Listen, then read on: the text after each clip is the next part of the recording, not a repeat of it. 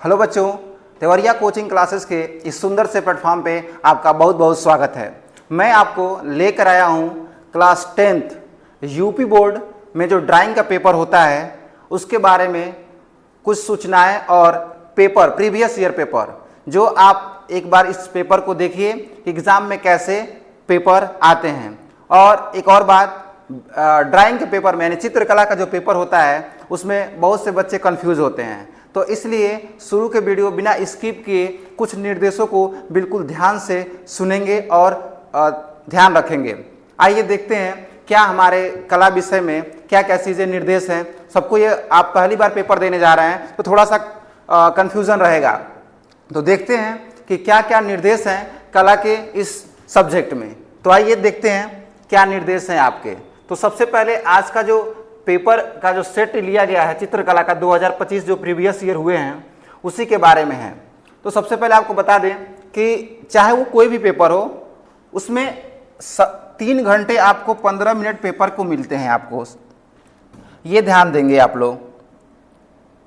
और नोट प्रारंभ के 15 मिनट परीक्षार्थियों को प्रश्न पत्र पढ़ने के लिए शुरू के जो 15 मिनट होते हैं इसमें आप पेपर को अच्छे से पढ़ेंगे कि हमको क्या करना है और क्या छोड़ना है, क्योंकि इसमें कुछ चीज़ पार्ट जो होता है वो छोड़ भी देना है। तो आइए आगे के निर्देश देखते हैं, आगे के निर्देश आपके क्या है। तो अगला निर्देश देखिए क्या है आपका, जो इस प्रकार दिया हुआ है कि सामान्य निर्देश लिखा है, अपना अनुक्रमांक दिए गए ड्राइंग शीट के मुख्य पृष्ठ पर स्पष्ट अंकों तथा शब्दों में साफ साफ लिखिए। आपको पेपर में एक ड्राइंग पेपर मिलेगा, शीट मिलेगा, जिसपे आपके तरफ दिया रहेगा कि अपना रोल नंबर वगैरह लिखना है, तो उस पर आप साफ साफ लिखेंगे। आगे लिखा था केंद्र व्यवस्थापक के हस्ताक्षर युक्त मुहर प्रत्येक प्रपत्र पर लगाए और उन सभी पर कक्ष निरीक्षक से भी हस्ताक्षर करवाएं। आप जो भी चीज़ें आप पेपर आपको मिलेगा उसमें जो आपकी ड्यूटी कर रहे होंगे क्लास में टीचर, उनसे आप अच्छे से दिखा लेंगे। जो भी कुछ डाउट होंगे टीचर से आप पूछ सकते हैं क्लास में। अगला देखिए जो इम्पोर्टेंट है, प्रश्न पत्र क ख ग 3 खंडों में विभक्त है। तीनों खंडों को हल करना अनिवार्य है। 3 पार्ट में आपका पेपर बटा होगा, तीनों को करना अनिवार्य है। अगला देखिए जो तीसरा निर्देश है, खंड क अनिवार्य है। पहला जो खंड है ये सबके लिए अनिवार्य है, ये करना है। खंड क में आलेखन कला तथा प्रावैधिक कला के प्रत्येक के 20 बहुविकल्पी प्रश्न हैं, जिनमें से किसी एक आलेखन कला अथवा प्रावैधिक कला के 20 बहुविकल्पी प्रश्न के उत्तर ओमार सीट, ध्यान दीजिएगा, इसको आपके लिए ओमार सीट मिलेगा। उस ओमार सीट पर उत्तर पत्र पर नीले अथवा काले बाल पॉइंट कलम से सही विकल्प वाले गोले को पूर्ण रूप से काला करें और चिन्हित करें। आपको इसी चैनल पर एक वीडियो मिल जाएगा कि ओमार सीट कैसे भरें, तो एक बार उसको जरूर देखें। और ये भी आपके जो 20 बहुविकल्पी प्रश्न है उसको भी आपको ओमार पे ही फिल करना होगा। और ओमार पे केवल काले पेन या तो नीले पेन का यूज किया जाता है, वो भी बाल पेन। आप कोई जेल पेन यूज नहीं करेंगे, भी ध्यान रखिएगा। कोई स्केच का भी यूज नहीं किया जाता है जब भी ओमार सीट भरा जाता है। तो अगला निर्देश देखिए ध्यान से, ओमार उत्तर पत्र पर उत्तर अंकित किए जाने के पश्चात उसे काटे नहीं अथवा इरेजर, व्हाइटनर आदि का प्रयोग नहीं किया जाता है। ये आपको जब हमने वीडियो बनाया है कि ओमार कैसे भरें, उसमें हम अच्छे से बताए हैं कि कभी भी गोला भरते समय बहुत सावधानी बरती जाती है। जैसे जो बहुविकल्पी प्रश्न होते हैं वो बहुत अच्छे भी होते हैं और बहुत खराब होते हैं। अच्छे इसलिए हैं कि यदि आपको आ रहा है तो पूरे आपको 1 नंबर मिलेंगे, यदि आप गोला भरते समय या कोई भी मिस्टेक करते हैं तो आपके सीधे 1 नंबर कट जाएंगे। अगला देखिए निर्देश क्या है, खंड ख। खंड ख के प्राकृतिक दृश्य चित्रण अथवा आलेखन अथवा प्रावैधिक कला में से केवल एक चित्र करना है। ये ध्यान देखिएगा, पहले तो खंड क अनिवार्य है जिसमें बहुविकल्पी प्रश्न हैं, उसमें 20 बहुविकल्पी प्रश्न आलेखन कला के हैं और 20 प्रावैधिक कला के हैं। जो बच्चे चित्रकला पढ़ते हैं यानी आलेखन कला पढ़ते हैं तो वो 20 बहुविकल्पी प्रश्न करेंगे आलेखन कला के, और जो बच्चे प्रावैधिक कला पढ़ते हैं वो प्रावैधिक कला को करेंगे। जैसे ही वो अगले खंड में जाएंगे, खंड क अनिवार्य है, खंड ख में आते हैं तो 3 चीजें हैं। एक तो प्राकृतिक दृश्य चित्रण है, अथवा आलेखन अथवा प्रावैधिक कला में से केवल एक चित्र ही करना है। कोई आपको एक ही बनाना, या तो आप प्राकृतिक दृश्य बनाइए अथवा आलेखन बनाइए और ये प्रावैधिक कला बनाइए।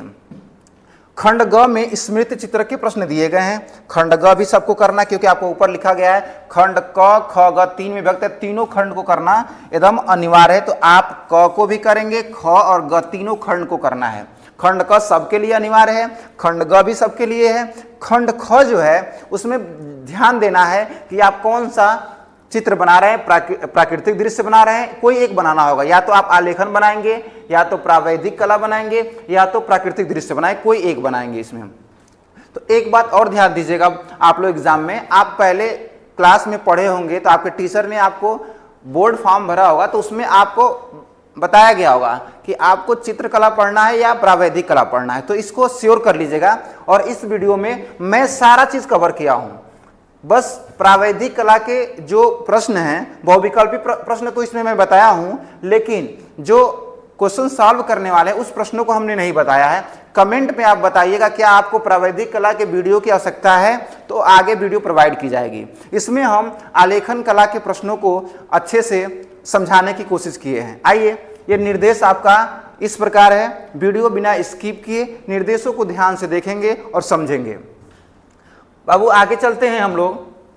अब हमारा खंड क स्टार्ट होता है। यहां से देखिए हमारा खंड क, जो आपको पता है कि बहुविकल्पी प्रश्न होते हैं, लिखा है खंड क कि पार्ट ए है निर्देश। इस खंड में आलेखन अथवा प्रावैधिक कला के प्रत्येक 20 बहुविकल्पी प्रश्न है। इनमें से किसी एक के 20 बहुविकल्पी प्रश्नों के उत्तर देने हैं। या तो आप आलेखन कला के या प्रावैधिक कला के किसी भी 20 बहुविकल्पी प्रश्न को करना है। जो आपके प्रवेश पत्र पे अंकित होगा उसी को आप करिएगा। आलेखन कला होगा तो आप आलेखन करिएगा, प्रावैधिक होगा तो प्रावैधिक करिएगा।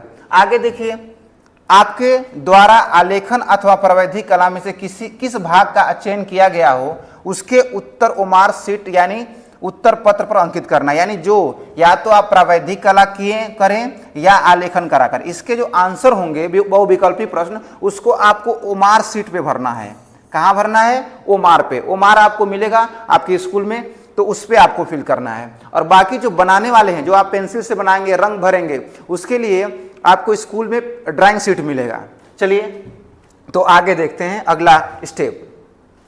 नेक्स्ट, अब यहां से आपके आलेखन कला के बहुविकल्पी प्रश्न स्टार्ट होते हैं। सबको पता है कि कला ही जीवन है, तो इसी के साथ हम लोग बहुविकल्पी प्रश्न को स्टार्ट करते हैं। पहला है, प्रत्येक बहुविकल्पी प्रश्न के 4 उत्तर विकल्प हैं। इनमें से सही उत्तर चुनिए और सही क्रम अपने ओमार पर उत्तर पत्र पर अंकित करिए। यानी एक प्रश्न के 4 विकल्प होते हैं और 4 में से एक सही होगा। उसको क्या करना है, अपने जो ओमार शीट है उस पर आपको फिल करना है, गोला करना है। जैसे उसमें 4 गोले होंगे, ऐसे बनाए गए होंगे 4 गोले, उसमें ए, बी और सी लिखा गया होगा। जो ऑप्शन सही होगा उसको आप क्या करेंगे, पेन से, अपने ब्लैक कलर के पेन से आप उसको ऐसे गोला करेंगे। जो सही ऑप्शन होगा उसी को करेंगे। उसके अंदर लिखा रहेगा ए, बी, सी और डी, जैसे यहाँ पे ऑप्शन में लिखा हुआ है। जैसे आप क्वेश्चन की तरफ हम देखते हैं, जैसे लिखा है, पहला प्रश्न हमारे पास है, काला रंग किस श्रेणी में आता है? आप रंग बहुत सारे पढ़े होंगे, तो अब काला रंग के बारे में पूछा गया कि काला रंग क्या होता है। ऑप्शन देखते हैं, प्राथमिक रंग, द्वितीयक रंग, तृतीयक रंग और तटस्थ रंग। 4 ऑप्शन हैं। तो आपको बता दें, जो काला रंग होता है उसको तटस्थ रंग के श्रेणी में रखा जाता है, यानी ऑप्शन नंबर डी इसका करेक्ट है। तटस्थ रंग में 2 रंग आते हैं, एक आता है आपका जो काला है और एक आपका दूसरा जो होता है उसको सफेद रंग बोलते हैं। ये दोनों रंग किस श्रेणी में आते हैं? तटस्थ रंग के श्रेणी में आते हैं। अब देखिए, जैसे अब तटस्थ रंग आपका डी सही है, तो 4 विकल्प हैं, ए, बी, सी और डी। तो आप डी वाले ऑप्शन को अपने पेन से ऐसे रंगेंगे। अब देखिए मैंने 2 गोला रंग दिया, तो ऐसे यदि आप 2 गोला रंग देंगे तो आपका सही भी आंसर गलत हो जाएगा। इसलिए एक ही गोले को रंगेंगे सही, ध्यान से देखते हुए। तो चलिए, क्वेश्चन नंबर पहला हो गया है। अब अगले क्वेश्चन की तरफ चलते हैं।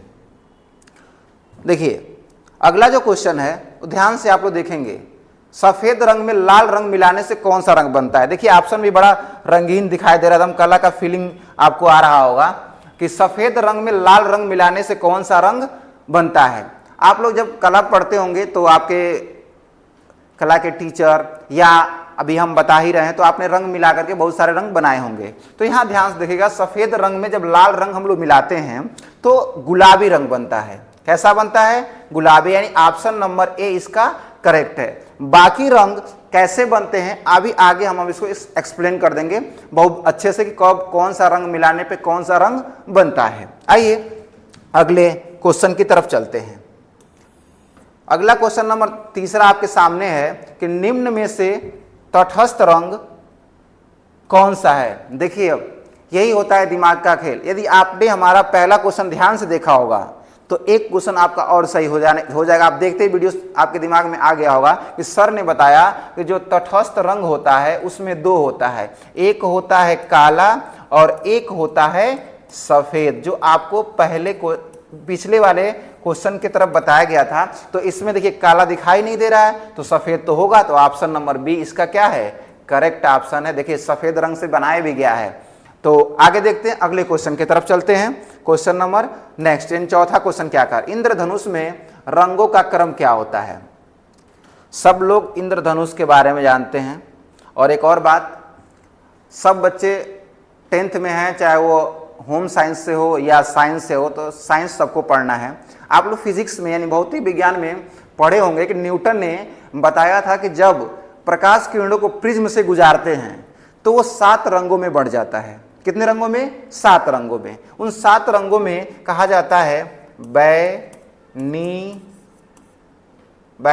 आ, ह, पी, ना, ला। काउंट करिए, 1 2 3 4 5 6 7, ये 7 रंग हैं इसमें बढ़ जाता है।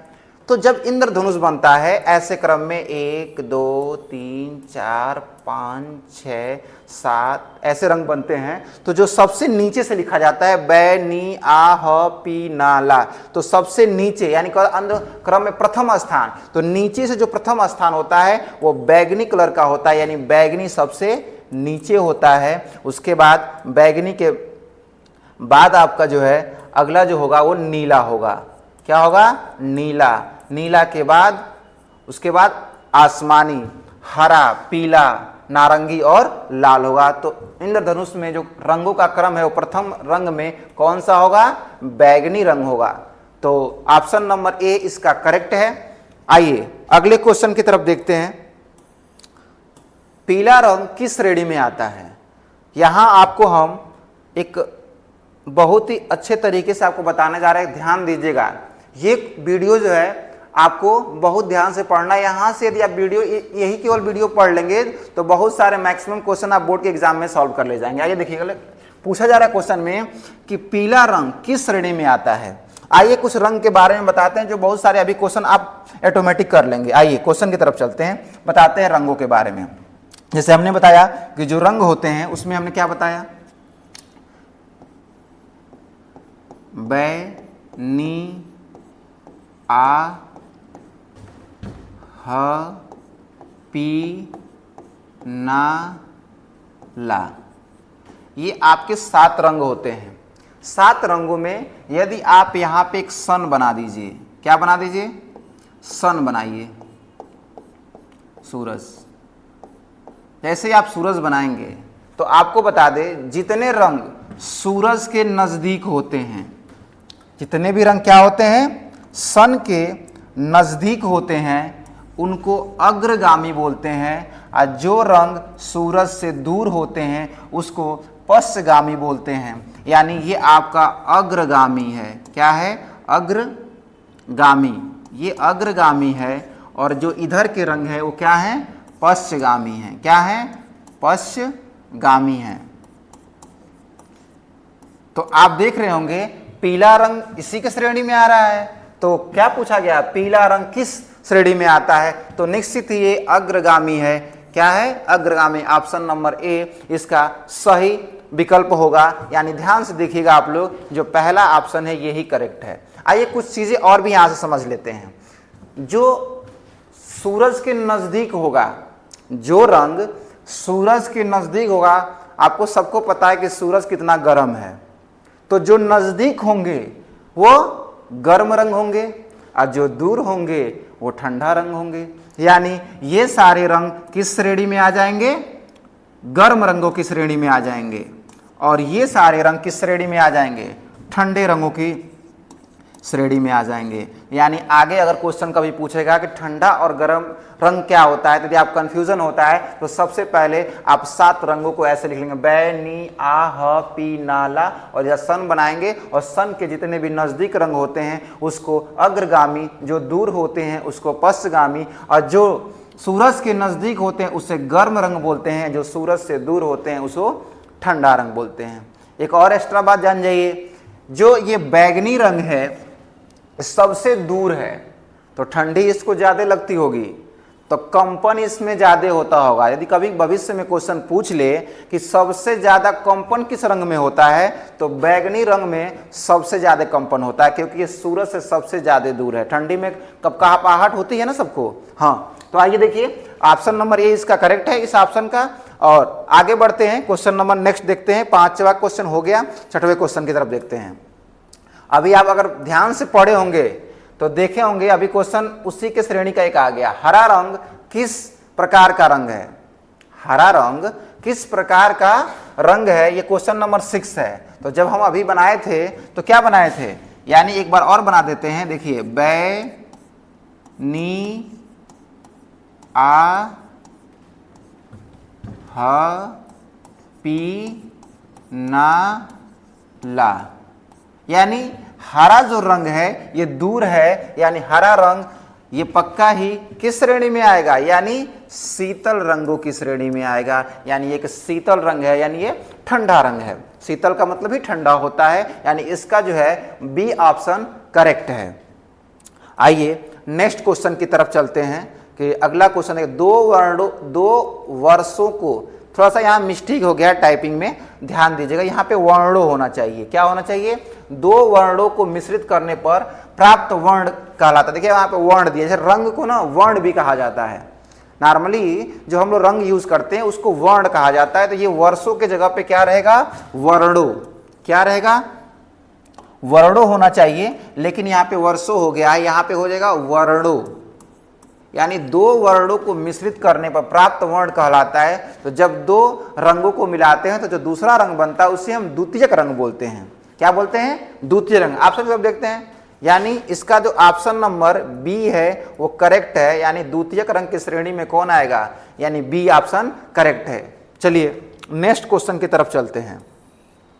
कौन से रंगों का माध्यम सर्वाधिक पारदर्शी होता है? साइंस पढ़ने वाले बच्चे इसमें बहुत सारे हैं, आप लोग पढ़े होंगे, पारदर्शी, अपारदर्शी। तो आप लोग जानते होंगे जो जल रंग होता है, ऐसे बताइए, आप जल देखे होंगे, जल कैसा होता है? पारदर्शी होता है कि नहीं? जल के आर पार हम देख सकते हैं, तो जल पारदर्शी होता है, इसलिए जो जल है वो क्या है? जल रंग जो होगा वो पारदर्शी होगा, यानी ऑप्शन नंबर बी इसका सी करेक्ट ऑप्शन है। ध्यान से आप इसको देखिएगा। चलिए नेक्स्ट क्वेश्चन की तरफ चलते हैं। क्वेश्चन नंबर 9, रंगों के संबंध में सही व्यक्ति। अब कौन रंग के बारे में सही व्यक्ति? तो रंगों के संदर्भ में जो सही व्यक्ति हैं वो हैं ओस्टवाल्ड। क्या है?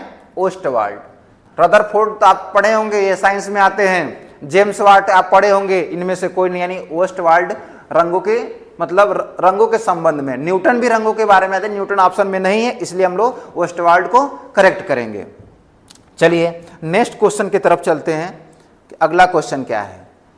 हम लोग क्वेश्चन नंबर 10 देखते हैं। 10वां क्वेश्चन, नीला और लाल रंग मिलाने से प्राप्त होता है।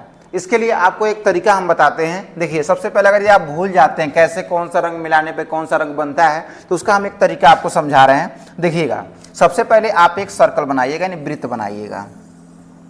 वृत्त बनाने के बाद इसमें आप 6 बनाइएगा, 6 पार्ट।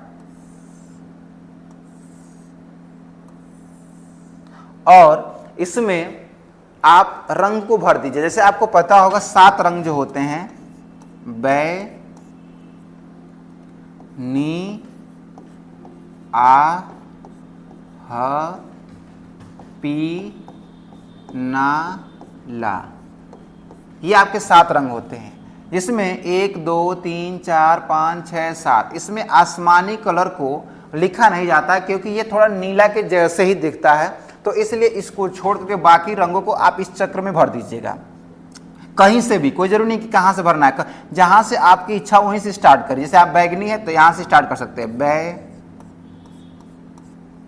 इसमें नी, आपको आ नहीं लिखना है तो आप ह लिखेंगे, बै नी, नी ह, पी ना ला। ये हो गया आपके 6 रंग। और आपको ये याद होना चाहिए 3 रंग जो होते हैं जिसको प्राथमिक रंग कहा जाता है, वो कौन कौन से 3 रंग है जो मूल रंग होते हैं? नीला, पीला और लाल। ये आपके मूल रंगों की श्रेणी में आते हैं, यानी ये प्राथमिक रंग है ये तीनों। तो आप क्या करिए, पहले इन तीनों रंगों को सर्कल कर लीजिए, नीला, पीला और लाल, इसको मिला लीजिए। अब जो है क्वेश्चन में देखा जाता है पूछा क्या गया है, पूछा है नीला और लाल, नीला और लाल रंग मिलाने से क्या प्राप्त होगा। तो क्या करिए, देखिए नीला और लाल यही है, जब इन दोनों को ऐसे मिला दीजिए तो जो बीच में रंग आता है वही रंग बनता है। यानी जब लाल और नीला मिलाएंगे तो कौन सा रंग बनेगा? बैगनी रंग बनेगा। ऑप्शन को देखिए, बैगनी रंग है, हाँ बी ऑप्शन करेक्ट हो जाएगा इसका।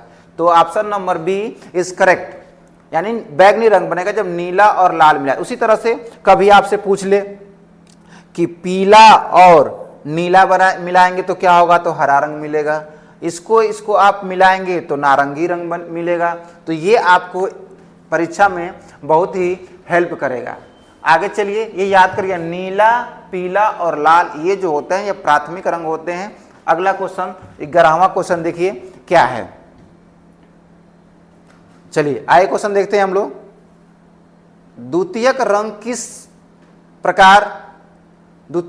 किस प्रकार प्राप्त किए जाते हैं? तो अभी आपने हमारा स्टार्टिंग में सुना होगा, आपने बताया है कि जब 2 प्राथमिक रंगों को मिलाते हैं तो अगला जो रंग बनता है उसे ही हम क्या बोलते हैं? द्वितीयक रंग कहते हैं। तो देखिए 2 प्राथमिक रंगों के मिश्रण से एक प्राथमिक एक द्वितीयक, ए और बी दोनों इनमें से कोई नहीं। तो अभी हमने क्या बताया, 2 प्राथमिक रंगों को मिलाने से जो रंग बनता है उसे ही हम क्या बोलते हैं? द्वितीयक रंग बोलते हैं।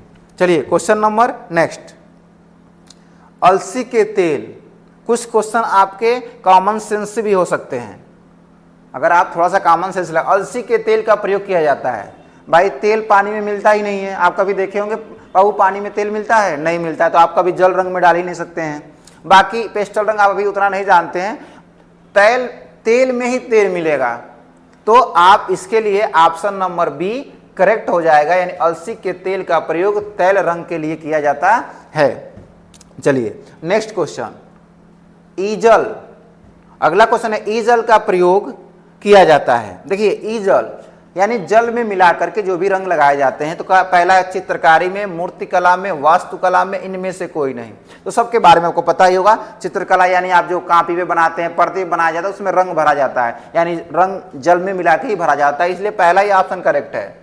मूर्तिकला आप जानते हैं मूर्तियां बनती हैं, वो भी होती हैं। वास्तुकला मतलब इसमें मंदिर आते हैं, चर्च वगैरह बनाए जाते हैं, यानी जो वास्तुकला के अंतर्गत आते हैं, यानी इसका ऑप्शन जो है ए करेक्ट है।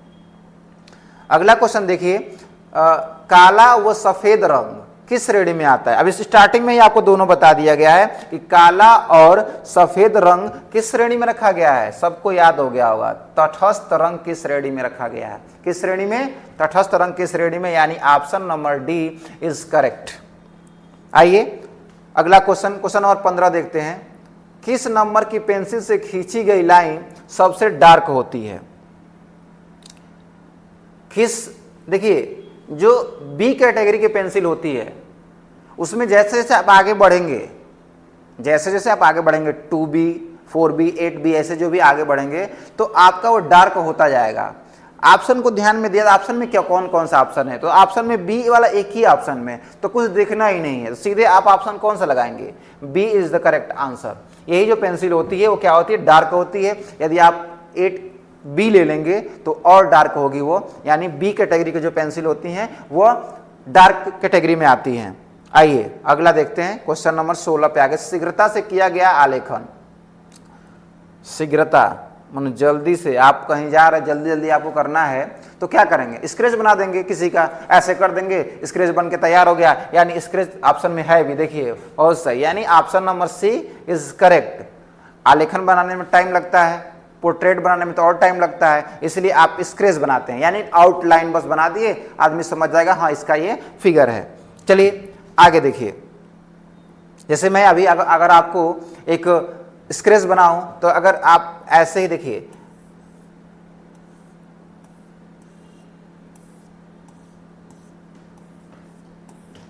आपके दिमाग में आ गया होगा ये किसका फिगर है, बताइए।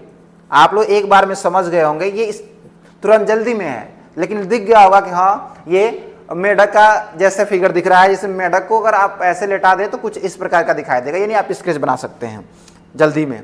आगे देखिए, नेक्स्ट क्वेश्चन की तरफ हम लोग चलते हैं कि नेक्स्ट क्वेश्चन आपका क्या है।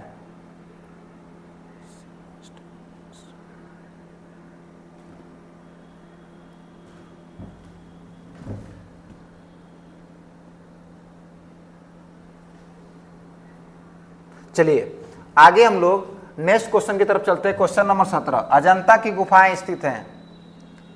अजंता की गुफाएं कहाँ स्थित हैं, तो अजंता की गुफाएं महाराष्ट्र में स्थित हैं। और आप लोग कमेंट में बताइएगा कि मध्य प्रदेश में क्या है, मदुरई में क्या है और तमिलनाडु में क्या है। यदि आप गुफा के बारे में नहीं जानते हैं तो यहाँ पे मध्य प्रदेश या मदुरई या तमिलनाडु में यदि कोई मंदिर हो तो उसके बारे में आप कमेंट करके जरूर बताइएगा, ताकि लगे कि हाँ आप लोग पढ़ भी रहे हैं। नेक्स्ट आगे देखिए, अगले क्वेश्चन चलते हैं। किस रंग में प्रकाश की तीव्रता अधिक होती है, किस रंग में प्रकाश की मात्रा अधिक होती है। Very good question. किस रंग में प्रकाश की मात्रा सबसे अधिक होती है, तो आपको बता दें जो पीला रंग होता है उसकी मात्रा सबसे अधिक होती है। अब आप कहेंगे सर कैसे, तो आप दैनिक जीवन में देखे होंगे जो 100 वाट के बल्ब आते हैं वो उजाले ज़्यादा करते हैं, उनकी रोशनी बहुत दूर तक जाती है। स्ट्रीट लाइट, जो सड़कों पे जो लाइट लगी रहती है वो पीले कलर वाले लगते हैं, इसलिए इसका प्रकाश की जो मात्रा होती है वो सबसे अधिक होती है, इसलिए इसका पीला ऑप्शन करेक्ट हो जाएगा, यानी डी ऑप्शन करेक्ट है। आगे चलते हैं, रौद्र रस का वर्ण में कौन सा है। देखिए आपको अभी बताया है रंग को वर्ण भी कहा जाता है, तो वर्ण का भी आ जाए तो आप समझ जाइएगा रंग के बारे में ही बात की जा रही है। रौद्र रस का वर्ण निम्न में कौन सा है, तो देखिए रौद्र रस आप पढ़े होंगे, तो रस में कई सारे रस होते हैं, तो सब रस का एक एक रंग होता है। इसमें रौद्र रस के बारे में पूछा गया है, तो इसलिए वीडियो लंबा ना हो तो हम सीधे आंसर पे आते हैं। रौद्र रस कब आदमी किसी को देख करके, कब, यानी सांड को देखें, सांड को जब लाल कपड़ा दिखाया जाता है तो दौड़ा लेगा आपको, तो इसीलिए लाल इसका जो है करेक्ट आंसर हो जाएगा, यानी सी, यानी रौद्र रस का जो रंग है वो क्या है, सी, ये लाल रंग है। आगे देखिए, निम्न में कौन सी पेंसिल हार्ड होती है। अभी आप लोगों ने डार्क पेंसिल के बारे में देखा, अब हम लोग आएंगे हार्ड पेंसिल के बारे में। देखिए HB जो पेंसिल होती है उसका नाम ही होता है हार्ड ब्लैक, इसका फुल फॉर्म होता है हार्ड ब्लैक, यानी 2HB की जो पेंसिल होती है वो कैसी होती है, हार्ड होती है, इसका यूज किया जाता है ड्राइंग बनाते हैं, यानी सी ऑप्शन इसका क्या है, करेक्ट है। यानी ये 20 क्वेश्चन आलेखन कला के होते हैं खत्म। मैं इसमें प्रावैधिक कला के भी 20 क्वेश्चन लिया हूं, तो आप कमेंट में बताइएगा आप कौन से कला पढ़ते हैं, आलेखन कला या प्रावैधिक कला। और बाकी के जो वीडियो, अगर आप ये एक सेट जो आपके YouTube पे हैं, बाकी के जो सेट हैं, ये आपको पता है कि उत्तर प्रदेश में जो बोर्ड परीक्षाएं होती है उसमें 7 सेट होते हैं, तो बाकी के जो सेट हमारे देवरिया कोचिंग क्लासेस के प्लेटफॉर्म पे, यानी आप जब प्ले स्टोर से देवरिया कोचिंग क्लासेस का ऐप डाउनलोड करेंगे तो वहाँ पे आपको 7 सेट मिलेंगे, जिसके लिए आपको कुछ धनराशि पे करनी होगी। अब करके आप अच्छे से प्रिपरेशन कर सकते हैं। पेपर के जो एग्जाम प्रीवियस ईयर पेपर होते हैं उसके सारे सोल्यूशन हमारे टीचर के द्वारा कराया गया, वो मैथ हुआ, साइंस हुआ, जो भी सब्जेक्ट है हाई स्कूल में सारे सब्जेक्ट उसमें उसके सलूशन कराए गए टीचर के द्वारा। क्यों, इसका फायदा क्या आपको मिलेगा? सबसे बड़ी आप सोच रहे हो सर इसको लेकर के हम क्या करेंगे, तो देखिएगा आप लोग कि बहुत सारे ऐसे क्वेश्चन होते हैं जो प्रीवियस ईयर क्वेश्चन एग्जाम में आ जाते हैं। तो यदि आप ये क्वेश्चन कर लेंगे तो आपका अच्छा मार्क्स ला देंगे और अच्छा आपका नाम भी हो जाएगा। तो चलिए ये क्वेश्चन खत्म होते हैं। आगे जो है जो बच्चे आलेखन कला पढ़ रहे हैं उनके लिए 20 क्वेश्चन हैं। आगे के जो क्वेश्चन है वो किसके लिए है? जो बच्चे क्या पढ़ते हैं? प्रावैधिक कला। देखते हैं, हाँ देखिए आगे प्रावैधिक कला के लिए है। तो जो बच्चे प्रावैधिक कला पढ़ते हैं वो इनको देख लेंगे, और जो बच्चे आलेखन कला पढ़ते हैं वो कुछ वीडियो को स्किप भी कर सकते हैं क्योंकि उनके काम का यहाँ से नहीं है। तो आइए प्रावैधिक कला वाले बच्चों के लिए देखते हैं। प्रावैधिक कला जिस बच्चों को मैथ आती है, और मैथ में कौन, ज्योमेट्री वाला पार्ट यानी ज्यामिति रेखा गणित यदि वो पढ़ा होगा अच्छे से तो आसान भी हो जाता है। यदि जो बच्चे ड्राइंग से भाग रहे हों, उनको कला बनाने में दिक्कत होती हो कि हम नहीं कला बना नहीं पाते, रंग नहीं लगा पाते हैं, रंग बनाते हैं इसमें चला जाता है इसमें, तो इसलिए वो प्रावैधिक कला ले सकते हैं, उनके लिए अच्छा हो सकता है यदि मैथ अच्छा है तो। चलिए प्रावैधिक कला के क्वेश्चन फटाफट देखते हैं और आगे बढ़ते हैं। निम्न में से कौन सा अधिक कोण है? तो इसमें ये मैथ का एक कॉन्सेप्ट आता है, तो मैथ आपको बताते हैं। निम्न में से कौन सा अधिक कोण होता है? सबको पता है अधिक कौन अधिक कोण। देखिए जल्दीबाजी में यदि आप क्वेश्चन पढ़ते हैं तो मिस्टेक हो जाती है। पूछा है कौन सा अधिक कोण नहीं है। बाबू क्वेश्चन को यदि आप थोड़ा भी ध्यान से नहीं पढ़े तो मिस्टेक हो सकता है। अधिक कोण नहीं है, तो सबसे पहले तो यही जानना अधिक कोण क्या होता है। अधिक कोण वो होता है जो 90 से बड़ा होता है और 180 से छोटा होता है। यहां लिख दे रहे हैं ताकि आप लोग याद कर लीजिएगा सीधे। जो 90 अंश से बड़ा और 180 से छोटा होता है उसे हम अधिक कोण कहते हैं। तो ऑप्शन में आइए देखिए कौन ऐसा है जो 90 से बड़ा है 180 से छोटा है। देखिए ये भी 90 से बड़ा 180 से छोटा है, ये भी 180 से बड़ा 90 से बड़ा 180 से छोटा है, ये भी है और ये भी है। इसका मतलब ये तो सही है। जो ऑप्शन नंबर ए है वो आपका अधिक कोण नहीं है। आपको पता होगा 180 वाले कोण को हम लोग क्या एक सरल कोण भी कहते हैं। जो एक सीधी रेखा पे कोण बनता है वो कंप्लीट 180। यदि आप कोई लाइन ड्रॉ करते हैं और यहाँ से कोई बिंदु है तो यहाँ पे जो कोण बनता है उसे हम 180 अंश कहते हैं। तो ये 180 अंश जो है अधिक कोण की कैटेगरी में नहीं आता है। कौन आता है? जो 90 से बड़ा हो और 180 से छोटा हो। तो सारे 90 से छोटे हैं और 180 से 90 से बड़े और 180 से छोटे हैं। तो ये ऑप्शन नंबर ए इसका करेक्ट है। क्वेश्चन को ध्यान से पढ़ना है। क्या पूछ रहा है? कोण अधिक कोण नहीं है। आगे चलिए नेक्स्ट क्वेश्चन देखते हैं। 60 के प्रत्येक कोण से बने त्रिभुज को, 60 अंश है वो अंश उस पे नहीं आया है, इस पे अंश नहीं आया है। 60 अंश के प्रत्येक कोण से बने त्रिभुज को कहते हैं। देखिए त्रिभुज दिया हुआ है यहाँ पे, तो विषमबाहु, समद्विबाहु, समकोण त्रिभुज, समबाहु त्रिभुज। तो आप यदि प्रावैधिक कला पढ़ते हैं तो ये तो आप क्लास 6-7 में पढ़ चुके होंगे कि ऐसा त्रिभुज जिसकी तीनों भुजाएं बराबर नहीं होती हैं उसे हम विषमबाहु त्रिभुज कहते हैं। ऐसा त्रिभुज जिसकी दो भुजाएं बराबर होती हैं उसे समद्विबाहु त्रिभुज कहते हैं। ऐसा त्रिभुज जिसका एक कोण 90 अंश का होता है उसे हम समकोण त्रिभुज कहते हैं। ऐसा त्रिभुज जिसकी सभी भुजाएं बराबर होती हैं उसे समबाहु त्रिभुज कहते हैं। और एक और बात, जब उसकी तीनों भुजाएं बराबर होती हैं तो तीनों कोण भी बराबर होते हैं और सारे कोण 60 डिग्री के ही होते हैं। तो इसमें 60 डिग्री के प्रत्येक कोण के बने त्रिभुज को समबाहु त्रिभुज कहा जाता है। इसका डी ऑप्शन एकदम से करेक्ट है। आइए अगले क्वेश्चन की तरफ चलते हैं। 1 मीटर में कितना सेंटीमीटर होता है? ऐसा तो कोई होगा नहीं जो 10th के बोर्ड का पेपर दे रहा हो और इसको ये ना पता हो कि 1 मीटर में कितने सेंटीमीटर होते हैं। अब यदि आपको बुरा भले लगे, लेकिन जिसको ये नहीं पता हो वो तो शायद ही एग्जाम पास कर पाए। तो बहुत छोटी सी बात है, 1 मीटर में कितना सेंटीमीटर होता है? 100 सेंटीमीटर होता है। चलिए आगे बढ़िए। किसी आयत की दो संलग्न भुजाओं के मध्य कितना कोण होता है? देखिए संलग्न वर्ड को थोड़ा समझना आप लोग के लिए अगर आ जाए तो आप कर ले जाएं। संलग्न माने होता है दो नज़दीक की भुजाएं। पहले आयत दिया है तो आयत होता क्या सबको पता है, यदि दो ऐसा चतुर्भुज जिसकी आमने सामने की भुजाएं क्या हों, बराबर हों, ऐसे चतुर्भुज को हम आयत कहते हैं। और संलग्न माने जैसे ये रेखा और ये रेखा, ये दोनों संलग्न है तो यहाँ पे जो कोण बनता है वो 90 अंश का बनता है। इसीलिए इसके बीच जो है कि 90 डिग्री, यानी डिग्री आ गई, इस पर अंश भी लिखा रह सकता है, तो 90 इसका यानी बी करेक्ट आंसर हो जाएगा। आइए अगले क्वेश्चन की तरफ चलते हैं। समकोण कितने अंश का होता है, ये भी तो सबको पता होगा कि हर एक समकोण जो होता है वो कितने अंश का होता है, 90 अंश का होता है, यानी डी ऑप्शन इसका करेक्ट हो जाएगा। आगे जिसमें कोई एक्सप्लेन करने की जरूरत ही नहीं है, ये भी आप पढ़े हुए, क्लास बहुत छोटे बच्चों से पढ़ा जाता है। दो बिंदुओं को मिलाने से क्या बनता है, जब दो बिंदुओं को मिलाते हैं तो एक रेखा का निर्माण होता है, रेखा। Option number A is correct. वृत्त तो बन नहीं सकता है दो बिंदुओं से, यानी रेखा ही बनेगा। समबाहु त्रिभुज की भुजाएं, समबाहु अभी बताए हैं, अगर थोड़ा सा आप ध्यान दिए होंगे तो लगभग सब को आ गया होगा। समबाहु, सम मने समान, बाहु मने भुजा, जिसकी सभी भुजाएं समान हो उसे समबाहु त्रिभुज कहते हैं, यानी सभी बराबर हो।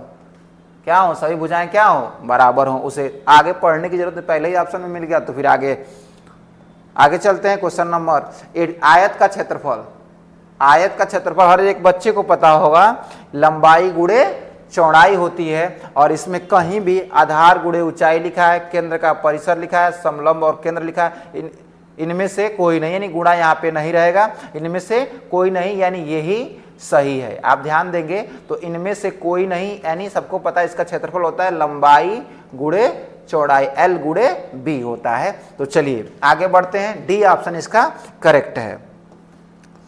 वृत्त की परिधि के आंशिक भाग, देखिए वृत्त के परिधि, यानी आप एक वृत्त बनाइए, सर्कल बनाइए, और कह रहा है वृत्त के परिधि के आंशिक माने होता है आधा भाग। यदि आप इसके आधा भाग को मिलाते हैं तो इसको एक चाप कहा जाता है। क्या कहा जाता है, चाप कहा जाता है। और इस लाइन को हम व्यास बोलते हैं। भाग दिया, अगर ये लाइन कहता तो आंसर तो व्यास हो सकता है, लेकिन भाग, आंशिक भाग यानी आधे भाग को क्या कहते हैं, तो आधे भाग को हम क्या कहते हैं, चाप कहते हैं। क्या कहते हैं, चाप कहते हैं। इसमें ऑप्शन में वृत्त के परिधि के आंशिक भाग को चाप कहते हैं, यही ऑप्शन इसका करेक्ट हो जाएगा, यानी सी इसका करेक्ट आंसर है। यदि अर्धवृत्त दिया रहता तो भी हो जाता, तो ये सी सही है। आगे देखिए अगले क्वेश्चन की तरफ चलते हैं। क्षेत्रफल को किस इकाई में लिखा जाता है, तो क्षेत्रफल को हम लोग मीटर, घन मीटर, सेंटीमीटर, वर्ग मीटर, आइए थोड़ा समझा देते हैं आपको क्षेत्रफल की इकाई सबको। अभी हमने देखा कि जो क्षेत्रफल 2D फिगर जितनी देर लंबाई गुणे चौड़ाई, तो यदि लंबाई भी मीटर में है और चौड़ाई भी मीटर में है, तो मीटर का जब मल्टीप्लाई मीटर में होगा तो मीटर स्क्वायर होगा, इसको हम वर्ग मीटर भी कह सकते हैं, यानी इसका ऑप्शन नंबर डी क्या है, करेक्ट है। चलिए आगे चलते हैं। व्यास त्रिज्या के कितने गुना होता है, सबको पता है कितने गुना होता है, 2 गुना होता है, यानी इसका ए ऑप्शन करेक्ट है। यानी जो डी होता है वो 2r के बराबर होता है, और r जो होता है वो व्यास का आधा होता है। ये आपको मैथ में आपको सर बताए होंगे। आइए चलते हैं। किसी वृत्त का केंद्र सबसे बड़ी जीवा व्यास को बांटता है। देखिए मैथ तक जो पढ़ा होगा उसको तो बहुत सारे क्वेश्चंस आ रहे होंगे। यदि आप एक वृत्त बनाते हैं तो कह रहा है वृत्त, किसी वृत्त का केंद्र, मान लीजिए वृत्त का केंद्र है, सबसे बड़ी जीवा वृत्त का व्यास ही होती है, यानी जो सबसे बड़ी जीवा होती है वृत्त का व्यास होती है। उसको क्या करता है, 2 बराबर भागों में बांट देता है, यानी देखिए 1:2, 2 समान भागों में, यानी ऑप्शन नंबर सी इसका राइट आंसर हो जाएगा। चलिए आगे देखते हैं हम लोग क्वेश्चन नंबर 13। किसी वृत्त का केंद्र का कोण, देखिए जब कोई वृत्त पे एक चक्कर आदमी लगा लेता है तो 360 डिग्री का कोण बनाता है। किसी वृत्त का केंद्र पर 360 डिग्री का कोण बनता है। ये आप जो लड़का मैथ पढ़ा होगा वो सारे क्वेश्चन को बहुत उसको आसान लग रहे होंगे। 4 रेखाओं से घिरी हुई आकृति को चतुर्भुज कहा जाता है। ये सबको याद होगा, यानी ऑप्शन नंबर सी इसका करेक्ट है। 4 भुजाओं से घिरी आकृति को चतुर्भुज कहते हैं। ये चतुर्भुज के प्रकार हैं वर्ग और आयत। कभी आप जल्दीबाजी में 4 भुजाओं से ये भी होता है और ये भी होता है, ये चतुर्भुज के प्रकार हैं, न कि ये चतुर्भुज हैं। यानी 4 भुजाओं से घिरी आकृति को क्या कहते हैं? चतुर्भुज कहते हैं। आइए क्वेश्चन नंबर नेक्स्ट देखते हैं। किसी संपूर्ण कोण का अंश, संपूर्ण कोण का मतलब होता है कंप्लीट एंगल, वो कंप्लीट एंगल हमेशा कितने डिग्री का होता है? 360 डिग्री का होता है। संपूर्ण कोण का अंश जो होता है वो कितना होता है? 360 डिग्री का होता है। आइए अगले क्वेश्चन की तरफ चलते हैं। ओस्टवाल्ड चक्र में कितने रंग होते हैं? अभी आप लोग आलेखन कला वाला यदि देखे होंगे तो उसमें ऑप्शन में आया था कि कौन जो रंग से संबंधित है, तो ओस्टवाल्ड थे। तो ओस्टवाल्ड ने जो है ना रंग, जैसे न्यूटन ने 7 बताए थे, लेकिन ओस्टवाल्ड ने 8 रंगों का जिक्र किया है। कितने रंगों का? 8 रंगों का जिक्र किया है ओस्टवाल्ड रंग चक्र में। आइए अगले क्वेश्चन की तरफ हम लोग चलते हैं कि अगला क्वेश्चन क्या हमको कह रहा है। देखिए अगले क्वेश्चन की तरफ चलते हैं, क्या है? 17 नंबर क्वेश्चन। कोण को, सॉरी यहाँ क्या हुआ है, थोड़ा सा मिस्टेक हो गया है, ध्यान दीजिएगा। पहले की जो प्रिंटिंग हो इधर आ गई है 180 डिग्री। ये यहाँ पे 180 डिग्री के कोण को क्या कहते हैं? तो अभी आपको स्टार्टिंग में ही बताए हैं 180 डिग्री के जो कोण होते हैं उसको हम सरल कोण या सरल रेखीय कोण कह लीजिए, या सरल कोण कहते हैं। यानी जब ये जो स्ट्रेट लाइन होता है, यानी सीधी रेखा होती है, तो इस पर हमेशा 180 अंश का कोण बनता है। यही क्वेश्चन में पूछा गया। थोड़ा सा टाइपिंग में इधर का उधर हो गया, कोई बात नहीं, इतना आप समझ रहे हैं, ध्यान दीजिएगा। यानी एक सरल कोण होगा, यानी ए ऑप्शन करेक्ट होगा। चलिए अगले क्वेश्चन की तरफ चलते हैं। निम्न में से कौन सी आकृति विलोम त्रिभुज को, विलोम माने सबको पता है, 10th में पढ़ रहे हैं तो विलोम का मतलब पता ही होगा। तो विलोम के मतलब क्या होता है? उल्टा होता है। तो उल्टा दिख रहा है, कौन है? ये उल्टा है, यानी बी ऑप्शन क्या है? करेक्ट। यहाँ ट्रायंगल बनना चाहिए सीधा, तो ट्रायंगल टाइप हो गया है, तो आप ऐसे बना लेंगे। यानी निम्न में से कौन सी आकृति त्रिभुज को दर्शाता है, यानी उल्टा जो है बी करेक्ट हो जाएंगे ऑप्शन। आइए अगले क्वेश्चन की तरफ चलते हैं। एक वृत्त में अधिकतम कितने केंद्र होते हैं? एक वृत्त, यदि आप मैथ पढ़ते हैं तो वृत्त पता होगा, वृत्त में एक ही केंद्र होता है, यानी ऑप्शन नंबर ए क्या है? इसका करेक्ट है।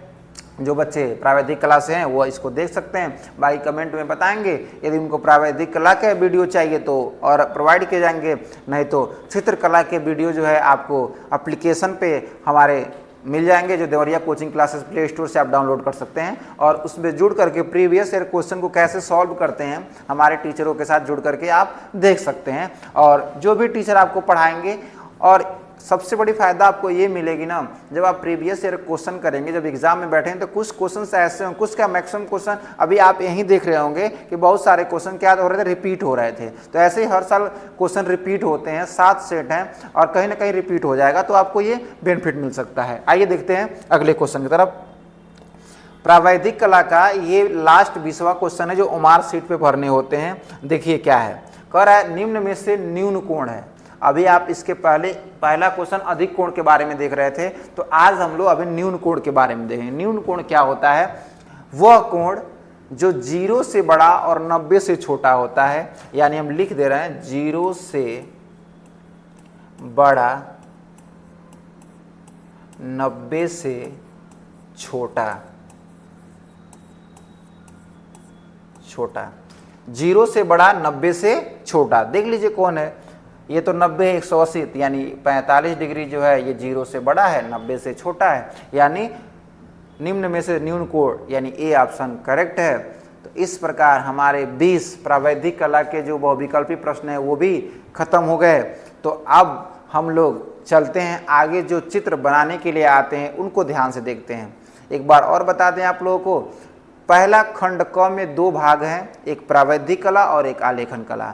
जो आपके प्रवेश पत्र पे होगा आप उसी को करेंगे। यदि प्रावैधिक कला के स्टूडेंट तो आप प्रावैधिक कला करिएगा, और जो बच्चे आलेखन कला है वो आलेखन कला के क्वेश्चन को करेंगे।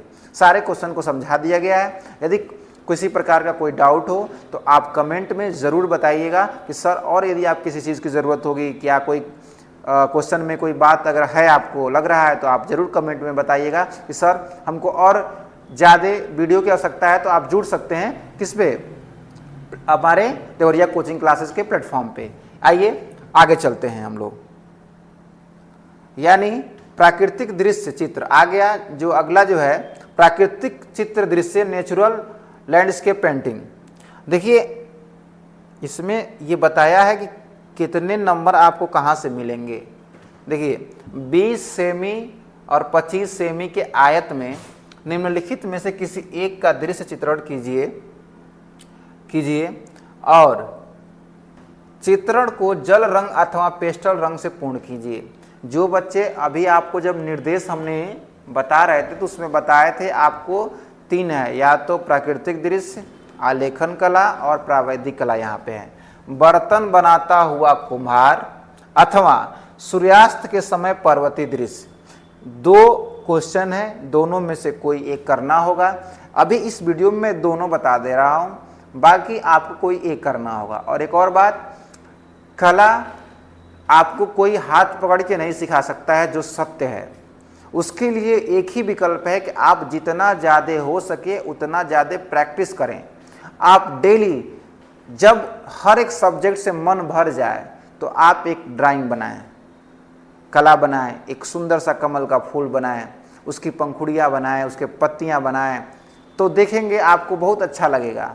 तो ऐसे ही करते करते कला में इम्प्रूव होता है, न कि कला आपको कोई हाथ पकड़ के सिखाएगा। तो कला के लिए आपको मैं बस कुछ निर्देश बताऊंगा जिसको आपको देखना है, बाकी आपको ही प्रैक्टिस करनी होगी। देखिए अब इसमें नंबर डिवाइड है कि आपको जो नंबर मिलेंगे कैसे मिलेंगे, सही रेखांकन एवं परिक्षेप्य। अब जैसे एग्जाम्पल लीजिए, सही रेखांकन का मतलब क्या, आप मान लीजिए सर्कल बनाए, तो देखिए एक सर्कल में ये बनाया और एक सर्कल आप लंगड़ा प्रकार यानी कंपास से बनाएंगे, तो अंतर आ जाएगा कि नहीं। आप लाइन खींच रहे हैं, लाइन सीधी है कि लाइन ऐसे ऐसे हो रही है। अगर लाइन ऐसी है तो उसमें और इसमें अंतर है कि नहीं, आप ऐसे देख सकते हैं। तो कह रहा है सही रेखांकन करिए, उसका आपको 10 नंबर मिलेगा। सौम्य एवं उपयुक्त रंगों का प्रयोग, जैसे अगर आप जानते हैं कि जितने भी पेड़ पौधे उनके पत्तियों का रंग मैक्सिमम केस में हरा होता है, अधिकतम हरा ही होता है, सबको पता है। तो हरा होता है, तो आप यदि पत्तियों का रंग मान लीजिए किसी और कलर से कर देंगे तो फिर तो कोई मतलब ही नहीं निकला। इसका मतलब आपने रंगों का सही प्रयोग नहीं किया है, यानी वो सही से दिखाई अच्छा ही नहीं लग रहा है। इसका मतलब उसमें 5 नंबर आपको मिलेंगे। सहित अथवा उपयुक्त संयोजन, सही अथवा उपयुक्त संयोजन यानी आपको ये पता होना चाहिए कहाँ से पत्तियाँ होंगी, कहाँ से डालियाँ होंगी, ये सारा। यानी यदि आप प्राकृतिक दृश्य बना रहे हैं तो पहाड़ कैसे बनेंगे, पहाड़ों के रंग कैसे होते हैं, ये ध्यान रखना है। वातावरण का सही दृश्याकरण, यदि आप सूरज डूब रहा है कि सूरज निकल रहा है, अगर डूब रहा है तब या निकल रहा है तब, उस समय भी लगे कि हाँ डूब रहा है तो उस समय चिड़ियाएँ आकाश में उड़ रही हैं कि नहीं उड़ रही हैं, ये सब चीज़ें ध्यान में देखते हुए इसका जो है वातावरण पर भी आपको 5 मार्क्स मिलेंगे। या और सही उपयुक्त संयोजन में यदि आप सही सजाते हैं तो 10 नंबर मिलेंगे, या रंग आप सही भरते हैं तो आपके 5 नंबर मिलेंगे, और रेखा यदि आप सही खींचते हैं रेखाएं तो आपको 10 नंबर मिलते हैं। तो यह आपके मार्क्स डिवाइड है। कुछ भी बनाइए, इसमें से कोई बर्तन बनाता कुम्हार, सूर्यास्त के समय पर्वतीय दृश्य। आइए आगे आपको चित्र बनाए हुए हैं, देखते हैं। आप इस बातों को ध्यान रखेंगे, मेन बातें यही सब चीज़ें हैं। आप सोचते होंगे कि एग्जामिनर नंबर कैसे देता है, ऐसे ही देता है। एक लड़का जो है कि एक सीधी लाइन खींच के बनाया और एक लड़का की लाइन ऐसे ऐसे जा रही है, तो बेटर है कि इसका नंबर ज़्यादा आएगा। तो चलिए आगे देखते हैं। देखिए एक फिगर आपको यहाँ से बनाया गया है, बर्तन बनाता कुम्हार।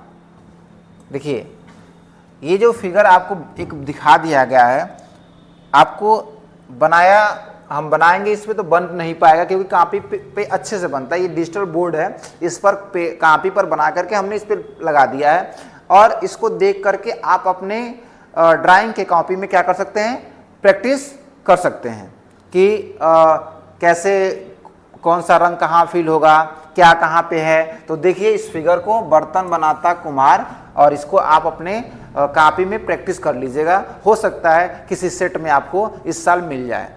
तो आइए ये आप लोग ध्यान से देख लीजिएगा, वीडियो रोक करके देख लीजिएगा। आपको इसका PDF भी क्या कहते हैं हमारे देवरिया कोचिंग क्लासेस के एप्लीकेशन पे रहेगा, तो वहाँ से आप अपना PDF में से देख करके इसको आप 2-4 बार प्रैक्टिस बना सकते हैं। आइए अगला देखते हैं। 2 क्वेश्चन था, एक था सूर्यास्त के समय पर्वतीय दृश्य। देखिए यहाँ पे सूर्यास्त के समय पर्वतीय, सूर्यास्त, सूर्योदय और सूर्यास्त समझते हैं ना, इतना तो आप लोग जानते ही होंगे।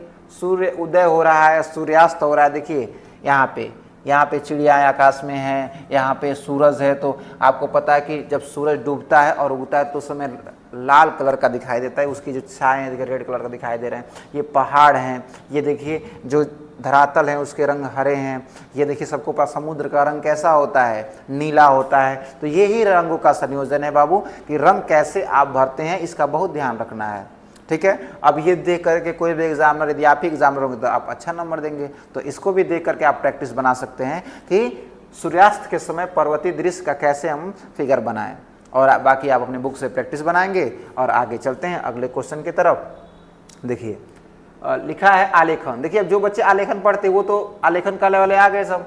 यहाँ से देखते हैं आलेखन कला में क्या क्या है, ध्यान से।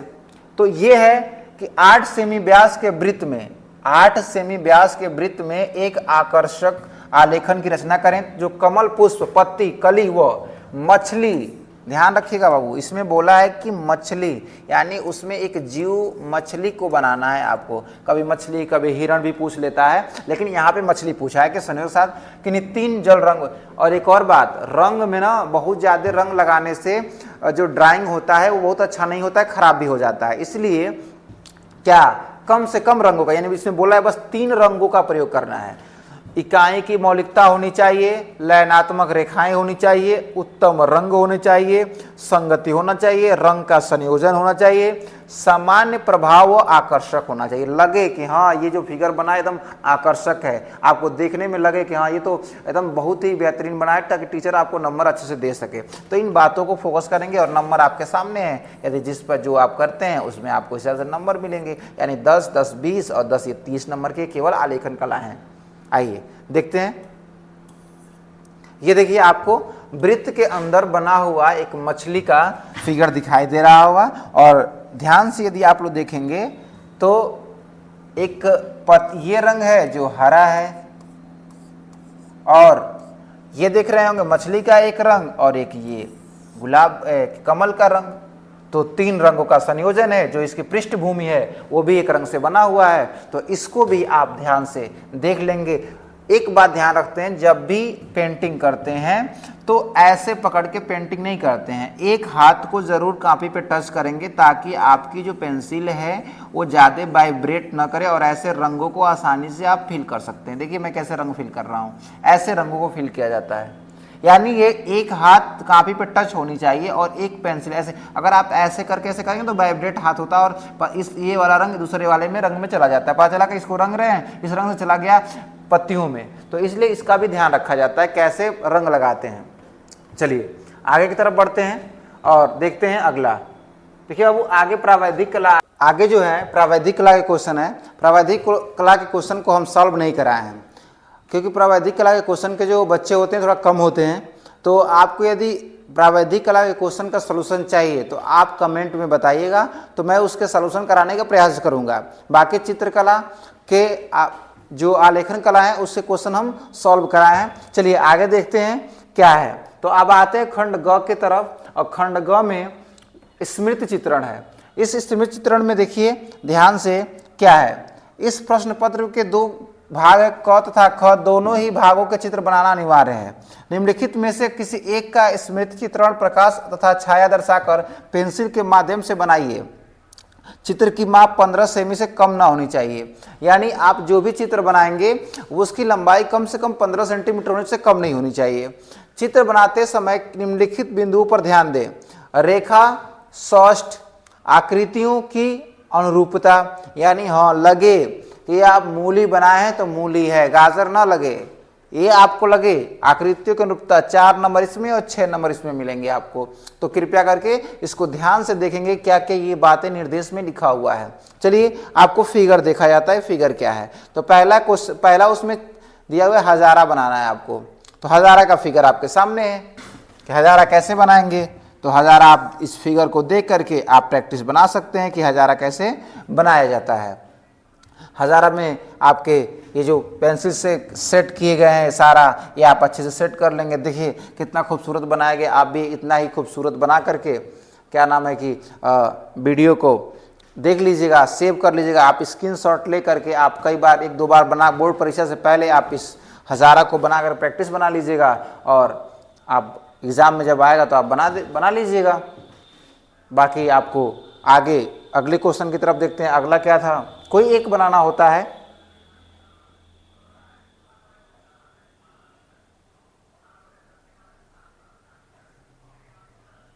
चलिए आगे देखिए, अगला जो है किताब।